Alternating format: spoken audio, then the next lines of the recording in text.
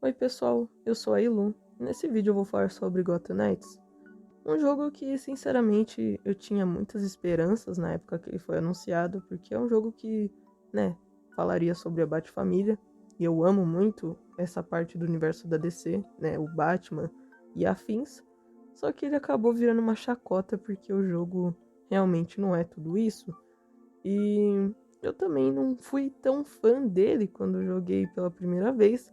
Só que nesse vídeo eu vou tentar justificar e tentar amenizar algumas coisas sobre ele, se é que isso é possível, para tentar pelo menos abrir o olho de algumas pessoas e mostrar que ele não é um jogo assim tão ruim. Tipo, ele é ruim, né? Não vou negar. Mas ele não é a pior coisa do mundo. A pior coisa dele é que ele foi lançado para ser um jogo de nova geração, sendo que ele claramente poderia ter sido lançado no PlayStation 4 ou no Xbox One mesmo, já que foi prometido que ele seria lançado e depois logo em seguida foi cancelado. Só que, enfim, é um jogo bem complicado e eu vou tentar explicar isso nesse vídeo.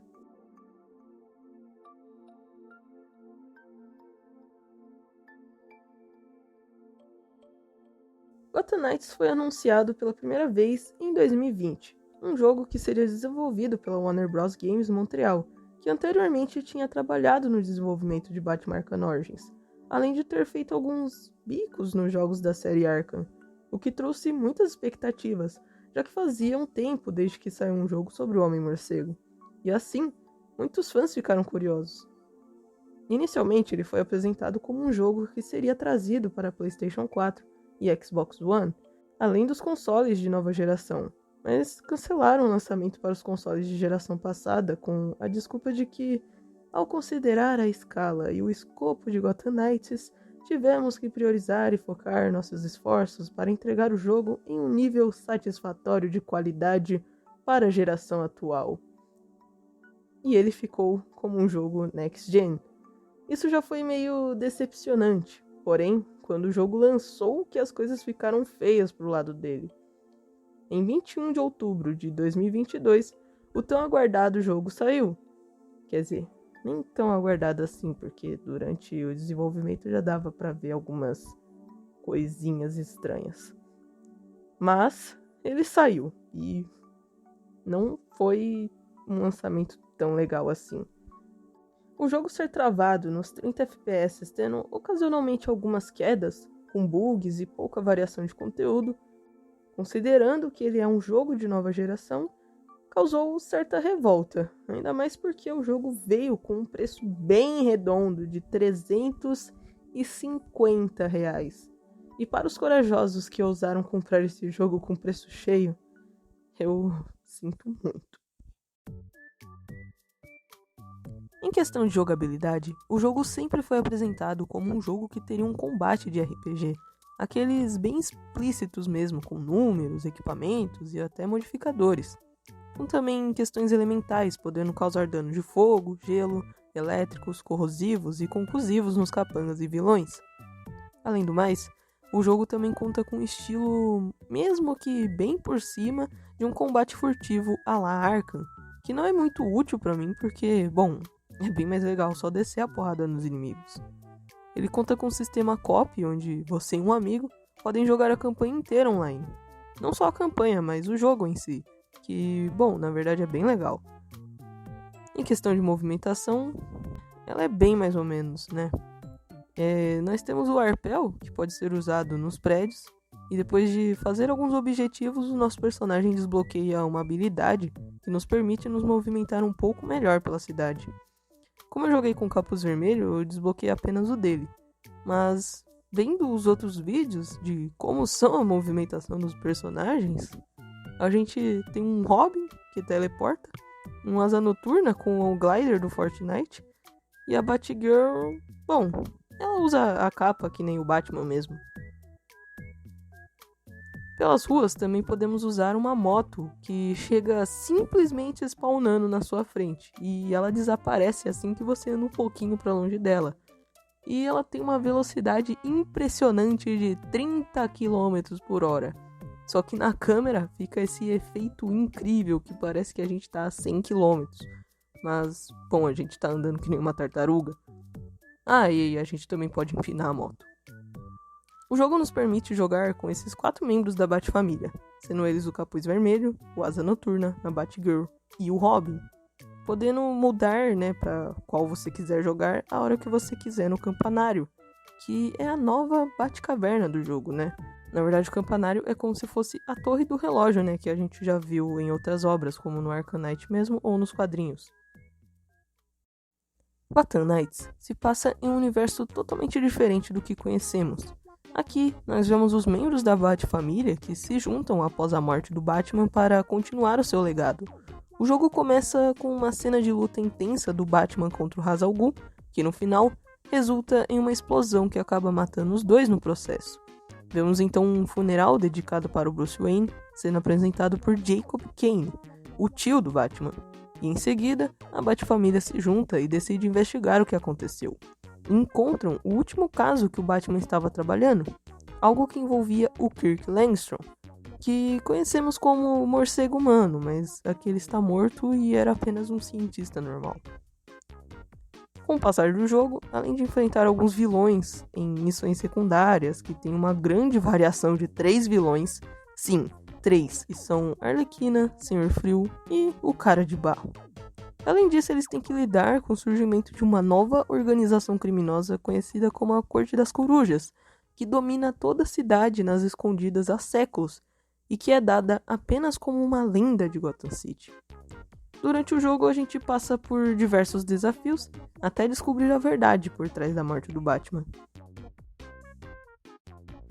E no final, o Bruce Wayne é revivido por Talia al Ghul no Poço de Lázaro, porque ela queria, entre aspas, domar ele para que ele pudesse liderar o clã dos demônios. Nessa luta, ele é fatalmente ferido. A corte, que queria o segredo de vida eterna usufruindo do poço, aparece querendo reivindicar seu prêmio. Ficamos em um caminho sem saída por conta disso, mas Bruce, mesmo à beira da morte, consegue se sacrificar, jogando o Batwing no poço, o explodindo e dando um fim a toda essa guerra de corte versus assassinos. Ou será que não? Já que o final deixa um possível gancho para um segundo game no futuro. O que decepciona é que a história é curta e não cativa muito. Algo positivo é que ela não descaracteriza os personagens como o jogo do Esquadrão Suicida, e leva isso com bastante cautela, já que eu não senti os personagens sendo desrespeitados em nenhum momento. Algumas coisas sobre a Corte das Corujas é bem interessante também, já que tem uma parte no jogo que a gente vê aquele famoso labirinto que aparece nos quadrinhos. E, sendo bem sincera, é uma das partes mais tensas, pelo menos que eu senti dentro do jogo. Porque aparecem uns inimigos bem chatos e você fica morrendo. Quer dizer, eu pelo menos fui meio burro e fiquei morrendo um pouco. Mas é uma parte bem interessante mesmo. Mesmo tendo uma Gotham City enorme, temos pouquíssimos vilões. Sendo que o Batman tem um catálogo de vilões tão grande e vasto que usar tão pouco deles é um pouco triste. Aqui nós temos o Pinguim também, mas ele só serve para nos fornecer alguns materiais em troca de favores. Ou seja, nós somos basicamente um capanga dele. O Senhor Frio, a Arlequina e o Cara de Barro fazem parte de uma série de missões secundárias. Porém, elas terminam precocemente e não são tão impactantes. Portanto, as missões secundárias deixam muito a desejar, o que novamente é um problema para um jogo em que se paga tão caro para se ter tão pouco conteúdo.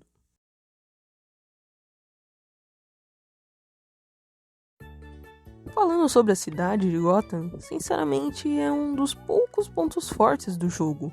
Ela é bem rica, temos uns colecionáveis que se consiste em ir em pontos memoráveis de Gotham e analisar uma plaquinha que fala mais sobre ele. Assim, podemos descobrir mais coisas sobre essa cidade e sobre o universo do morcego, que para pessoas como eu, que gosta de ler essas besteiras que ninguém liga muito, é bem interessante. A cidade também é bem grande, e se tivéssemos um meio de locomoção mais rápido, seria muito menos cansativo transitar de um canto para o outro. Mas, no mais tardar do jogo, desbloqueamos uma viagem rápida que até ajuda um pouco se combinando com a habilidade que eu citei anteriormente de locomoção. O jogo tem uma estética bem colorida até, com tons coloridos e atraentes, que mescla entre o sombrio também, como nós vemos na parte do asilo. Mas nada muito surpreendente. Os coletáveis são meio chatos de fazer. Enquanto na franquia Arkham nós podemos interrogar capangas infiltrados do Charada para que eles nos revelem as localizações dos troféus e das charadas, aqui parece que é tudo na raça mesmo. E a quantidade de coletáveis são absurdas. São 60 batarangues espalhados pela cidade que nos revelam artes de capa das HQs, 40 marcos sobre a cidade que são só curiosidades mesmo, 42 páginas de um livro que só serve para falar mais sobre a Corte das Corujas, que, bom, a gente já aprende sobre eles durante o decorrer da história, e ele nem complementa tanta coisa assim. Além disso, existe também uns pontos onde podemos fazer um parkour, e isso nos revela um armazém secreto do Batman, que contém materiais de fabricação de armaduras e etc., além de demonstrar algumas gravações do Batman dizendo sobre a Bat-família, né? Como se fosse um diário pessoal dele. Além disso, também temos 5 murais da corte que dá pra gente escanear e desbloquear uma skin que é baseada na Corte das Corujas. E elas são bem bonitas até, pelo menos eu acho bem bonitinhas. Também temos os assaltos que ocorrem pela cidade, que podem ser desde um hackeamento de arquivos até reféns com bombas que a gente tem que desarmar e salvá-los, entre outras coisas. Que me lembra muito o jogo do The Amazing Spider-Man 2 de Xbox 360 e PlayStation 3. E a gente pode impedir que eles aconteçam. E eles podem ser crimes das facções, que fica entre os loucos, a máfia, os reguladores, a corte e a Liga dos Assassinos, dependendo do lugar do mapa. Outra coisa que eu não citei antes são os gráficos, que para um jogo de 2022, ele tem gráficos bem padrões, não são bons e nem tão ruins, e é meio pobre de detalhes, sendo que Batman Arkham Knight é um jogo de 2015 e consegue ter gráficos bonitos até hoje. O que é estranho é que, como o jogo não surpreende nem em gráficos e nem em jogabilidade, ele poderia sim, na minha opinião, ter sido lançado nos consoles de geração passada.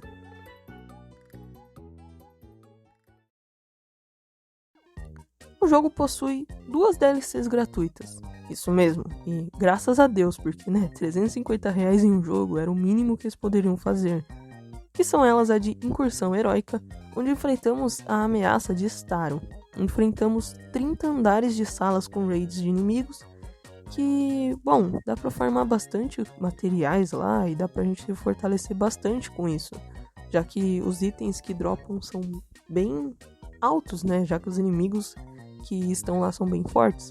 E a outra DLC se chama Incidente Kelvin, onde a gente enfrenta novamente a Arlequina, o Sr. Frio e o Cara de Barro, dentro da prisão de Blackgate, em uma revolta que eles fazem, no mesmo estilo das incursões. Porém, os inimigos são bem mais fortes e resistentes, e só temos 15 salas ao invés de 30, tendo 3 batalhas de boss. O jogo permite jogar essas DLCs com até 4 players online trabalhando juntos para passar esses andares.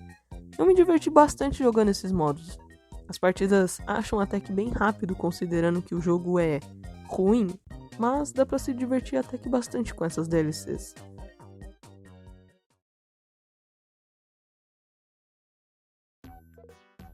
Bom, concluindo, eu acho que mesmo o jogo sendo, sim, bem medíocre, ele é um bom jogo para quem gosta do universo do Batman e dos personagens que envolvem ele. Ele não tem a melhor jogabilidade do mundo e realmente me irritava ter que segurar um botão para poder esgueirar o personagem pela parede, sendo que em outros jogos você só anda para frente que o personagem faz a mesma ação. Mas é divertido. Ver os personagens interagindo entre si e ver as personalidades novas, mas não saindo de sua essência deles, é bem interessante também, tendo o amadurecimento como os novos heróis responsáveis por proteger Gotham como o ponto forte e central do jogo.